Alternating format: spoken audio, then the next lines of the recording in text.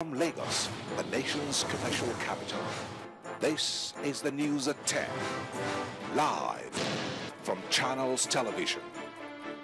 Reported tonight, Ijoma Oyato. Hello and welcome. Tonight, it's 15 years of uninterrupted democratic rule in Nigeria. President Jonathan, in a nationwide broadcast, expresses optimism about a peaceful country.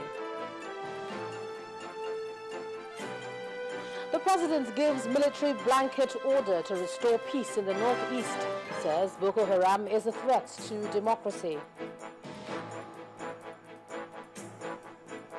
Former President Olusegun Obasanjo tackles Chief of Defense Staff on the location of the abducted schoolgirls, says CDS is merely embarking on what he calls a PR stunt.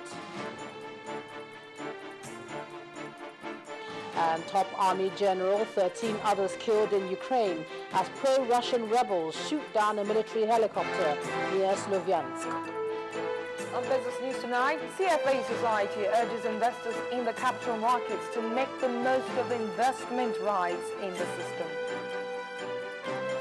And on Sports News tonight, after battling to a 2-all draw with Scotland, Nigeria's Super Eagles set for another friendly with Greece in the United States.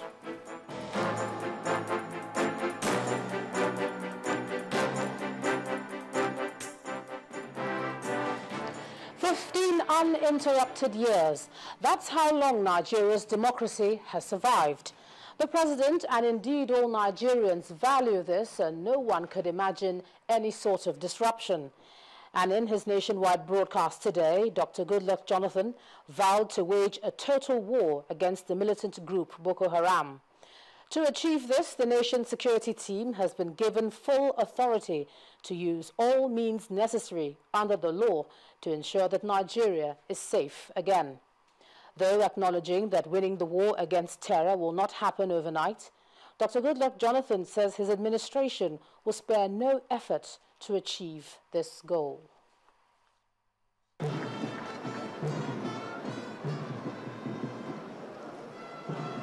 It's 15 years of uninterrupted democracy in Nigeria. But for the first time in many years, the celebrations have been interrupted as the nation remains sober over the insurgency rocking some parts of the country.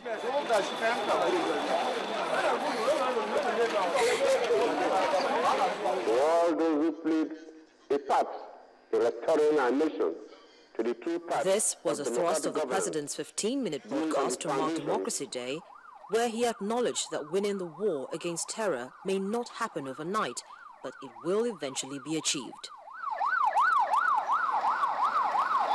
President Jonathan noted that the joy that should have come with celebrating unbroken democratic rule is being threatened by the insurgency unleashed by the Boko Haram sect.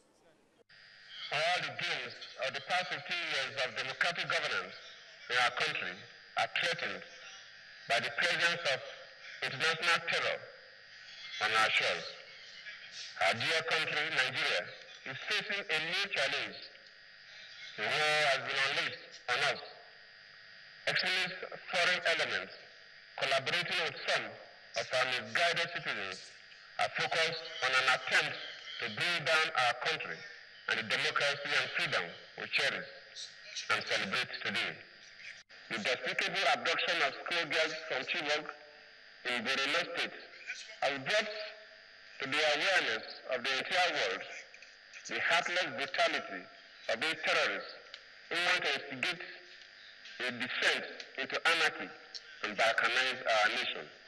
Unlike the previous years, the presidency has ordered a low-key commemoration of this year's Democracy Day in deference to the current mood of the nation.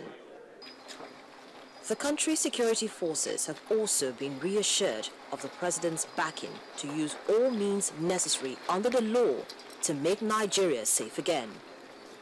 We have also authorized the security forces to use any means necessary under the law to ensure that this is done. I assure you that Nigeria will be safe again and that these talks will be driven away. It will not happen overnight, but we will spare no effort to achieve this goal. For our citizens who have joined hands with Al-Qaeda and international terrorists in the misguided belief that violence can possibly solve their problems. Our doors remain open to them for dialogue and reconciliation if they renounce terrorism and embrace peace. But the picture is not all gloomy, as the 15 years of democracy has also brought good dividends to the country. Making particular reference to his administration's achievements, President Jonathan talked about robust economic growth and reforms being undertaken in various sectors. On my watch, we have witnessed high national economic growth rates, steady improvements, and expansion of national infrastructure, including airports and roads, the restoration of rail transportation, the efficient implementation of a roadmap for improved power supply, a revolutionary approach to agricultural production, as well as advances in education, sports, youth development, healthcare delivery, housing, water supply, and other social services. Nigeria has also gained recognition as the largest economy in Africa, the most preferred investment destination in the continent, and in terms of returns on investment, the fourth in the world. In his closing statements, President Jonathan told Nigerians that he is determined to protect Nigeria's democracy, national unity, and political stability by waging a total war against terrorism, saying the protection of lives and property are non-negotiable. Meanwhile, some prominent Nigerians have been reacting to the Democracy Day broadcast and the insecurity in the land. The former Chief of General Staff, General Oladipo Dear, is optimistic that Nigeria will soon pull through the challenges to become one of the most peaceful countries in the world. And for the former head of the interim government, Chief Ernest Shonekon, he asked those behind Boko Haram to sheath their swords and assist in developing the economy. I believe that the future will be bright if there is peace. Without peace, there can't be any progress in the country. So we needed to have peace in the country. So, and if we have to have peace, each and every one of us must have to contribute a quota towards it. So I appeal to everybody that they should sheath their swords at the moment, and let's concentrate in just growing the economy further and create jobs for the teeming population. And I'm glad that we're thinking in terms of the youth, because the youth is about 50% of the total population at the moment. That's a lot. So we've got to create jobs for them. We've got to make them happy. If we are able to get them to, each and every one of them, to do a little bit of their contributions towards the economy, this country will be a better place. It will be very, very difficult for any country to beat Nigeria. So I think this is the time for us. Let's take advantage of it. Those who are responsible for insecurity, who are they? We don't know them. It's very unfortunate that we are really going through this type of challenge in Nigeria. But like most people are saying, it will soon be a thing of the past. It will be over. And I pray that very soon it should be over. In the meantime, President Goodluck Jonathan has promised Nigerian youths that his administration will continue to encourage them in their quest to be the best in their chosen professions. The president was speaking during an interactive session with some youths in Abuja, where he also launched another booklet on the transformation agenda. Our State House correspondent Chukwu Maonekwusi reports. President Goodluck Jonathan and the First Lady chose the Democracy Day to interact with Nigerian youths. It is perhaps the best form of heart-to-heart talk between government and the governed, a session designed to inspire the future generation. As a youth, I did not have the opportunity like this. I think the opportunity is golden. I assure you that the Nigerian youths will appreciate it. Every session is about mentorship, and government had brought keynote speakers from even among the youths themselves who have made it in Nigeria despite all odds. Your life is in your hands, your dreams can be achieved. But there is a but. There is a but. The but is you must surround yourself with the very best people you can find, experts in every field that you need. You must have partners that can support you with capital or know-how, and you must work hard.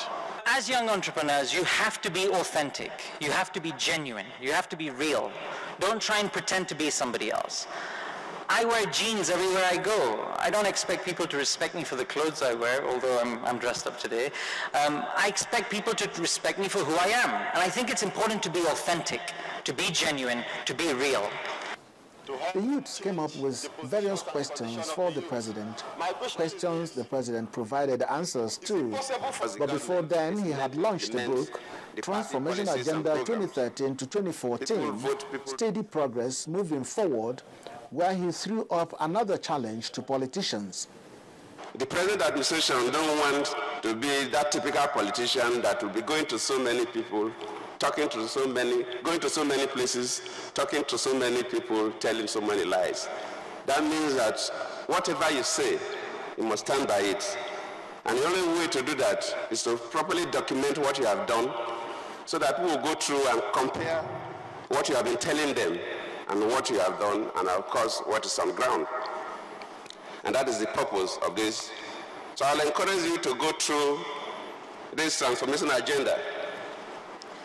I believe it will give you the opportunity to assess us and come back to us to demand for more. Minister of Youth described Nigerian youth as very enterprising and reiterated government's call for amnesty for Boko Haram members. What we are saying is that government is willing, to reintegrate them into the system, into the society, and have a change in their orientation. It's time we realize. The president says he has confidence in Nigerian youths, an opportunity the youths are advised to grab and be who they want to be. Chukuma Onwekusi, Channels Television News. In part 2, after the break, former President Olusegun Obasanjo takes a swipe at the handling of the Chibok girls' abduction issue. That's in a moment. Do stay with us.